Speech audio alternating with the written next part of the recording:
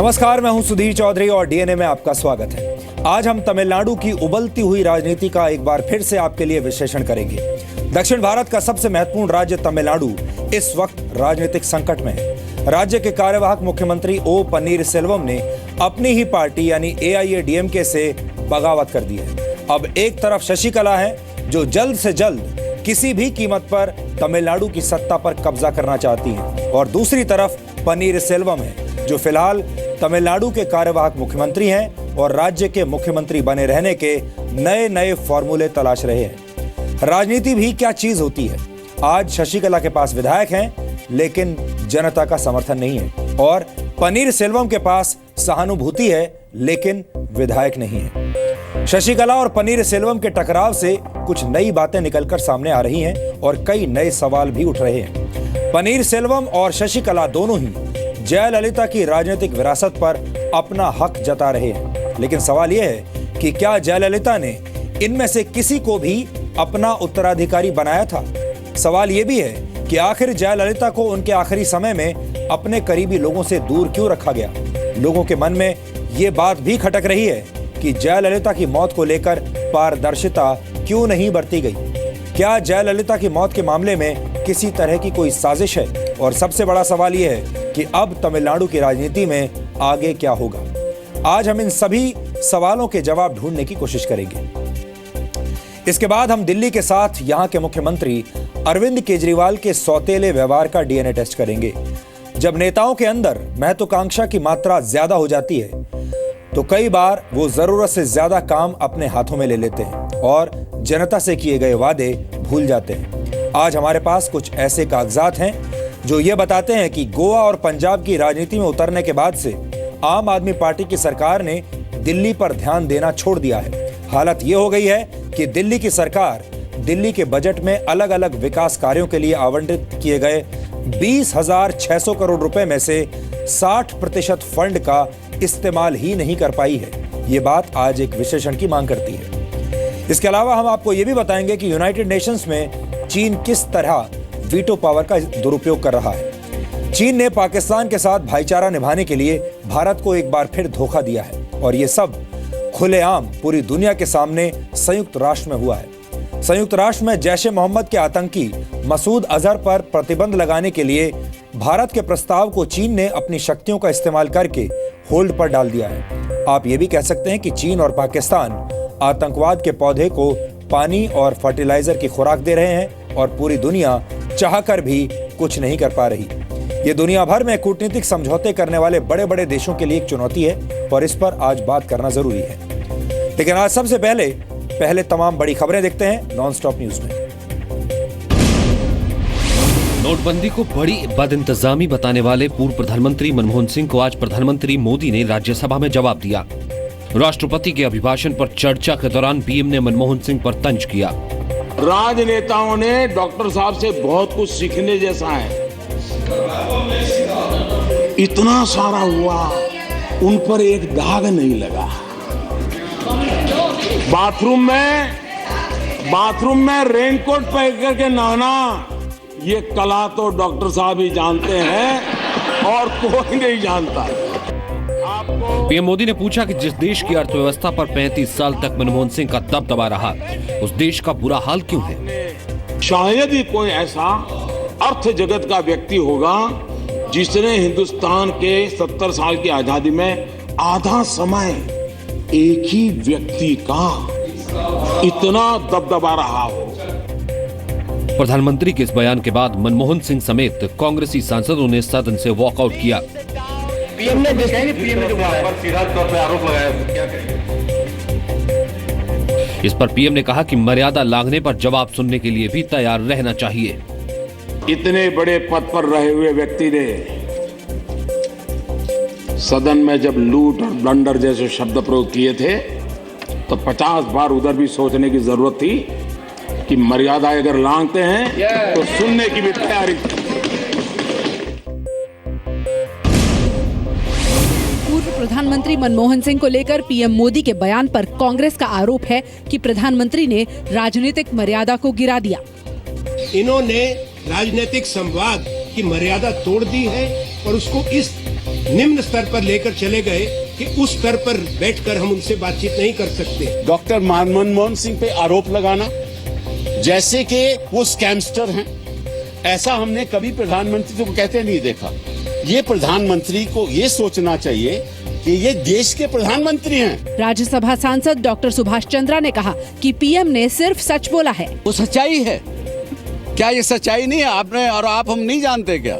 Media नहीं जानता क्या? इनके पिछले 10 साल के उसमें कितने स्कैम हुए, सब देखा है, जग जाहिर है। पीएम को कांग्रेस के पलटवार का पहले से अंदाजा था। उन्होंने इसका सदन के भीतर शायराना जवाब दिया। शहर तुम्हारा, कातिल तुम, शाहिद तुम, हाकिम तुम, मुझे यकीन है कि मेरा ही कसूर निकलेगा। एआईएडीएमके में टूट के आसार बढ़ गए हैं। तमिलनाडु के राज्यपाल सी विद्यासागर राव के लौटने तक शशिकला नटराजन के 130 समर्थक विधायकों को एक 5 स्टार होटल में ठहराया गया है। आज शशिकला ने पार्टी ऑफिस में विधायकों के साथ बैठक की और कहा कि कोई भी ताकत पार्टी को नहीं तोड़ सकती।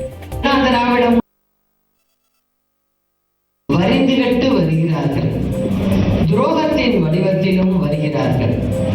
கழகம் அதற்கு அஞ்சாது. தோற்க வைப்போம்.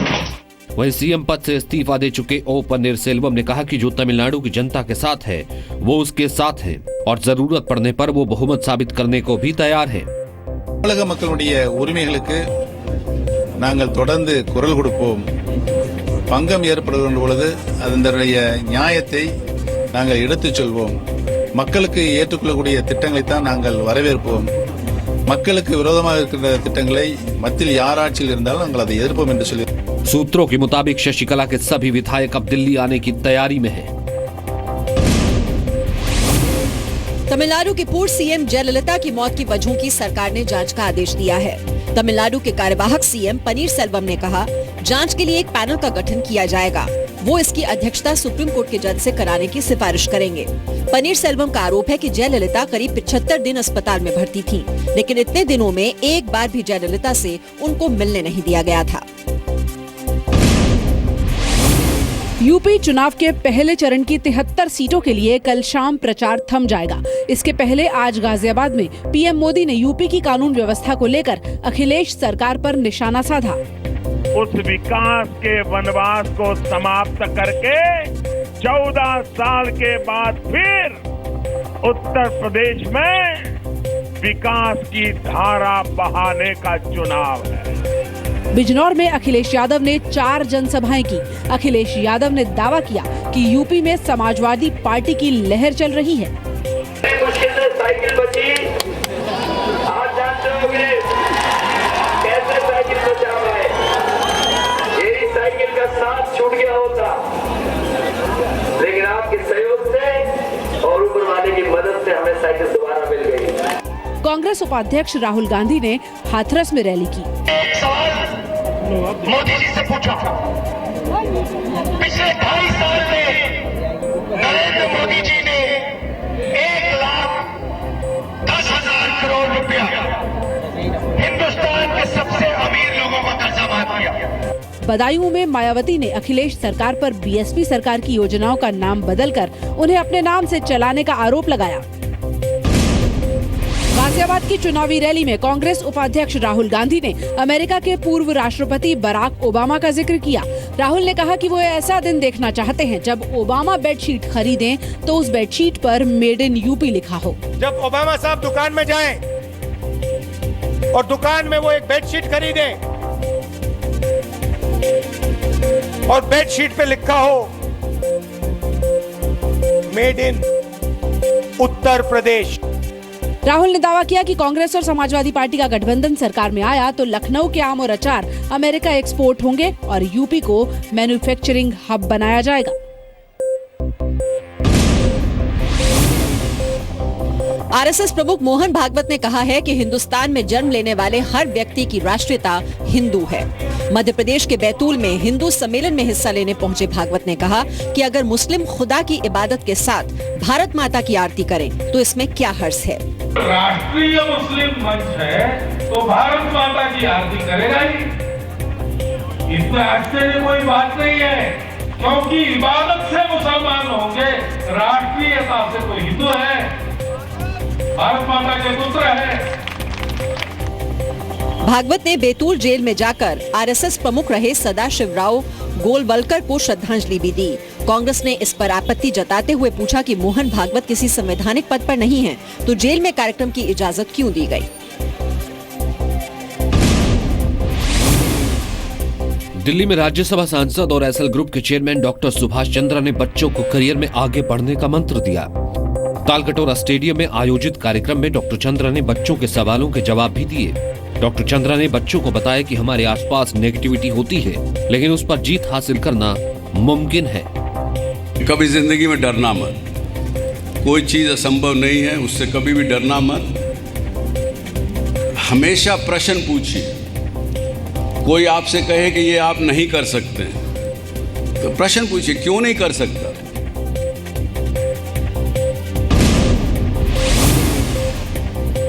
आरबीआई ने कहा है कि 13 मार्च से सेविंग्स अकाउंट्स में जमा रकम निकालने की सीमा खत्म हो जाएगी। इसके अलावा 20 फरवरी से एक हफ्ते में 24,000 की जगह 50,000 रुपए निकाले जा सकेंगे। It has now been decided to remove these limits in 2 stages as follows. Effective from 20th February 2017, the limits on cash withdrawals from the savings bank accounts will be enhanced to rupees 50,000 per week from the current limit of 24,000 rupees per week. Effective from 13th March 2017, there will be no limits. मौजूदा वित्त वर्ष की आखिरी मौद्रिक नीति की समीक्षा में आरबीआई ने रेपो रेट को 6.25% पर बरकरार रखा है। In these highly uncertain conditions, the Monetary Policy Committee exercised abundant prudence in keeping the policy rate on hold. RBI ने मौजूदा वित्त वर्ष में जीडीपी का अनुमान 7.1 से घटाकर 6.9% कर दिया है।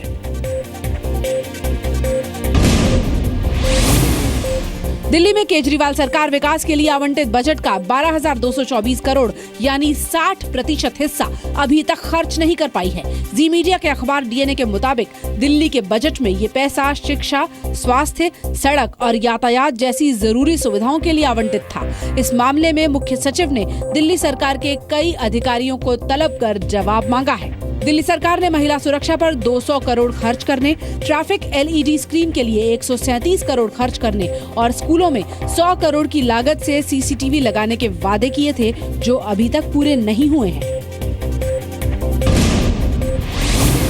सुप्रीम कोर्ट के इतिहास में आज पहली बार हाई कोर्ट के मौजूदा जज के खिलाफ अवमानना के मामले में सुनवाई हुई। सुप्रीम कोर्ट ने कलकत्ता हाई कोर्ट के जज जस्टिस सीएस कर्णन को नोटिस जारी कर 13 फरवरी को पेश होने का आदेश दिया है। अगली सुनवाई तक जस्टिस कर्णन पर हाई कोर्ट की कार्यवाही में हिस्सा लेने पर भी रोक लगा दी गई है। जस्टिस कर्णन ने 23 जनवरी को प्रधानमंत्री को लिखी चिट्ठी में न्यायपालिका में भ्रष्टाचार का आरोप लगाया था। उन्होंने सुप्रीम कोर्ट और हाई कोर्ट के मौजूदा और पूर्व 20 जजों का जिक्र किया था। यूपी के बुलंदशहर में आरएलडी उम्मीदवार मनोज गौतम को सगे भाई समेत 2 लोगों की हत्या के आरोप में गिरफ्तार किया गया है। आरोप है कि मनोज ने अपने सगे भाई विनोद गौतम और उसके दोस्त सचिन की हत्या सिर्फ चुनाव में सहानुभूति बटोरने के लिए करवाई। ये तो सब राजनीति षड्यंत्र बनाया इन लोगों ने। चुनाव हम जीत रहे थे, सभी दलों की बाजी हवा खराब थी, इसलिए इन्होंने ये षड्यंत्र बनाया। Basically he wanted to garner some sympathy votes. इनको ये लग रहा था कि किसी तरह से भी मुझे जीत सुनिश्चित करनी है, तो इन लोगों के द्वारा ये प्लान करके घटना कारित कराई। मनोज गौतम के भाई विनोद और उसके दोस्त सचिन के शव जंगल में मिले थे। सोमवार शाम आरएलडी महासचिव जयंत चौधरी की रैली के बाद दोनों का अपहरण कर लिया गया था। पुलिस के मुताबिक अपहरण के बाद विनोद और सचिन की गोली मारकर हत्या कर दी गई।